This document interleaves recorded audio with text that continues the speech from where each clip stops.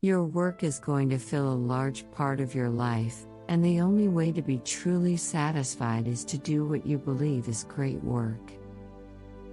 And the only way to do great work is to love what you do. If you haven't found it yet, keep looking. Don't settle. As with all matters of the heart, you'll know when you find it. You're an interesting species, an interesting mix.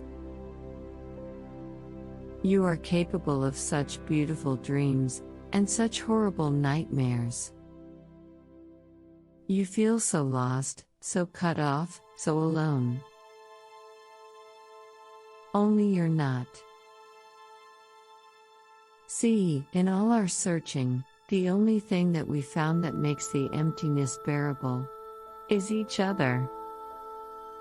The really important kind of freedom involves attention and awareness and discipline and being able truly to care about other people and to sacrifice for them over and over in myriad petty, unsexy ways every day.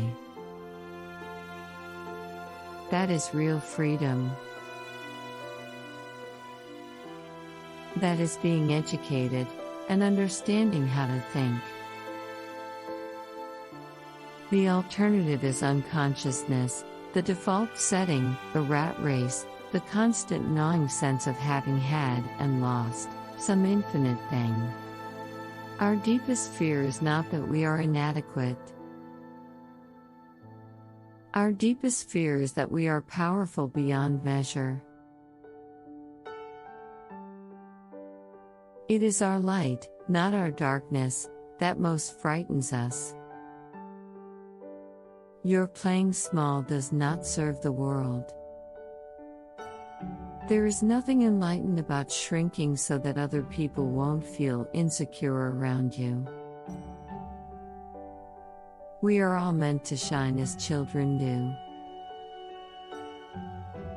It's not just in some of us, it is in everyone.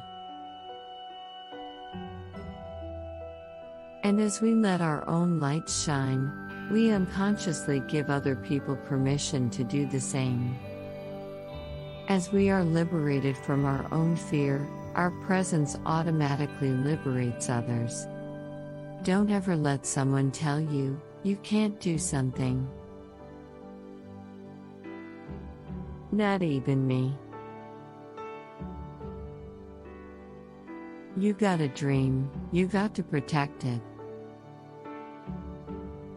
People can't do something themselves, they want to tell you you can't do it. You want something, go get it. Period.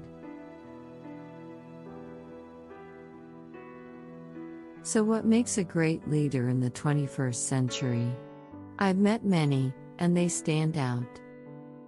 They are women and men who are preparing themselves not for the comfortable predictability of yesterday but also for the realities of today and all of those unknown possibilities of tomorrow.